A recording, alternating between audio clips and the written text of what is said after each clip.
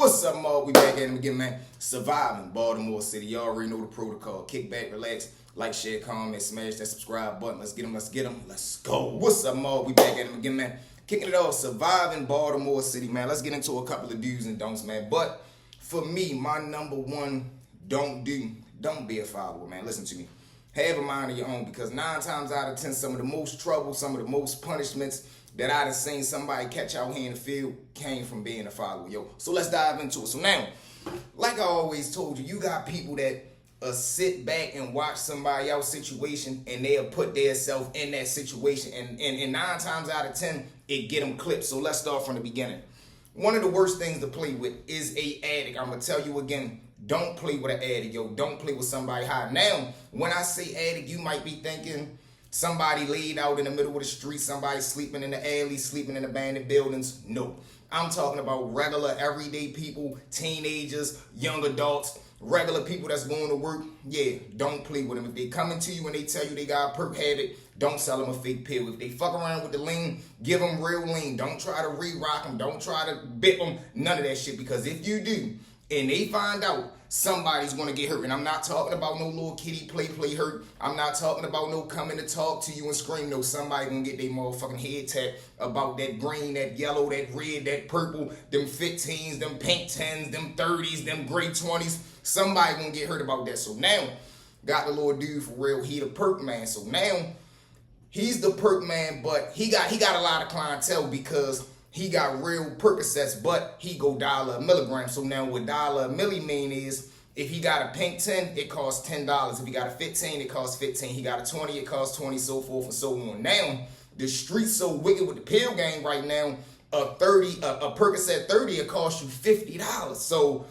just think about it. You go from $1 a milligram is too high to now you're paying over the milligram. You're paying $20 over. So now, he the $1 a milligram dude, but he got a little homeboy. He trying to jump off and become the perk man. Whole time, the price that he getting them for, he can't afford to sell them for $1 a milligram because he ain't gonna make no profit. But he's so busy trying to be like the other homeboy for real, he not even thinking with a logical head. So what he does is, he got a homeboy who got a pill press. Now what a pill press is, I really don't know what the fuck it is. I know it make fake pills though. However you do it, I don't know if you get the chemicals, put it in there, and you press the shit, and it come out looking like a real Percocet pill. So now, bro got the fake pills. Like I tell you, this is a dangerous game that he playing. So he come out, he start bipping people. Now, the only reason he get away with it for a little bit is because the people that he's selling them to, they already high when they buy them. So like, put it like this.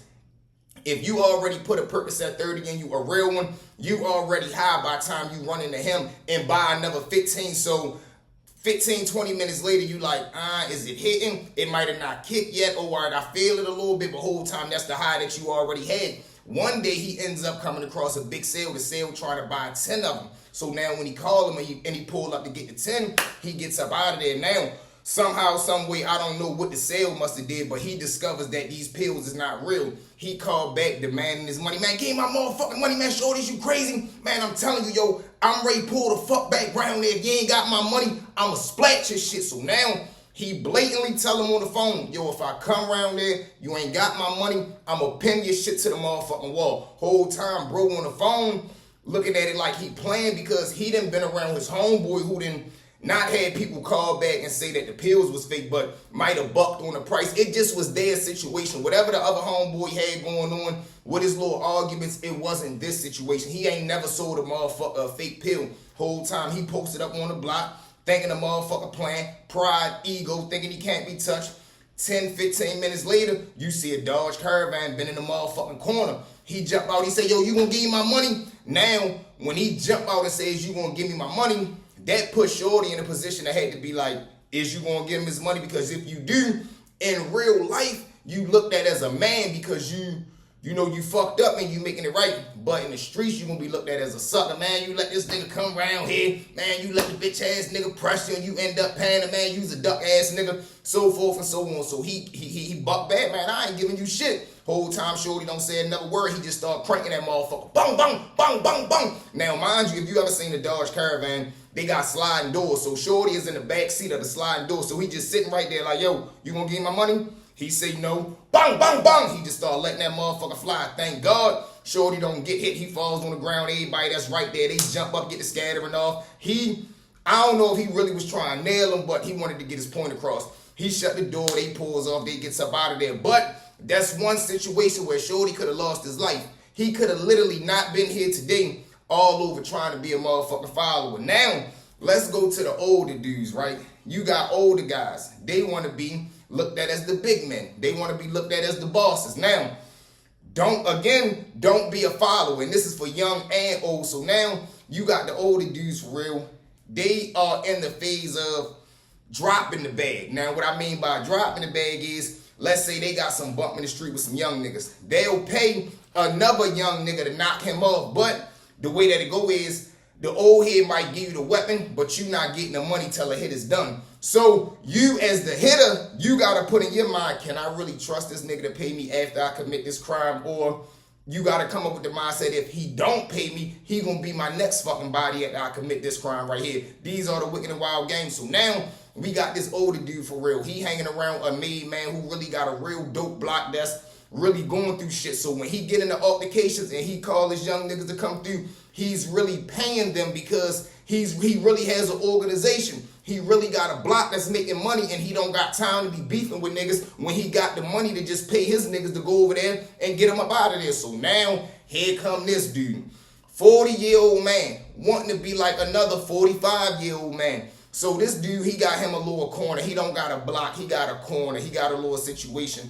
Whole time they gets into a little bump, he tell a couple of his young niggas, man, I got 20,000 on this nigga, man. One of y'all little niggas pen, yo, I got that shit for y'all, yo. He say, man, you bluffing. Whole time he run in the house, he got a 9. He come back outside, he put the 9 on the step. He say, shit, who try and get that money? Now, that's like putting steak in front of a fucking line. Like, man, the wolves is out here. Of course niggas is trying to get $20,000 to do some shit that niggas is doing in the streets anyway. I know. Wicked mindset. This is why I tell y'all, don't get involved in this game. So now, one of the young dudes, he grabbed an iron, he put it on him. Bum. Now, he already know who the target is because, you know, it's ongoing bump. So they already know the demographics of everything that's going on. It's only a matter of who's going to take the hit. Now, again, I tell you, once you say you're going to take the hit, it's your responsibility to get paid, whether you get paid before you do it or whether you get paid after or whether you get paid front and back end. So now, Shorty got the 9 on him.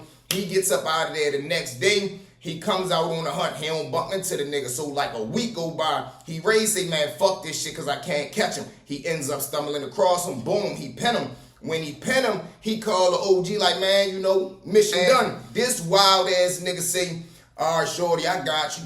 That leads to, you know, what the fuck you mean you got me? When I'm ready to pull around the way, meet me around the way now. Or matter of fact, where you at right now? I'm ready to pull up on you. No, Shorty, I got something to do. I'm going to call you when I get around the way. He don't hear him from him the whole day. So now he like, all right, man, this bitch ass nigga playing with me. When I catch show, I'm going to crack his shit. Whole time, the dude that's supposed to be paying him the money, he really don't got the money. And now he trying to duck off and hide because he know Shorty on his bumper for real. Whole time he ducks off out the county doing his 1-2, but he still got a habit itself going back to the follower game and the habit game. Word get back where he ducked off at. Young nigga ends up pulling up on yo splatty shit. Now when he splat him, I'm guessing he done told the older head dude, he done told his girl that, imagine this show, imagine you 40 years old telling your girl a younger dude is looking for me. This is why I'm not going outside because I got into it with a young nigga in the streets and I didn't want to get into it in the streets with him, so I paid somebody else to do something to him. Now the person that I was supposed to be paying, he really did something to him and I ain't got the money to pay him.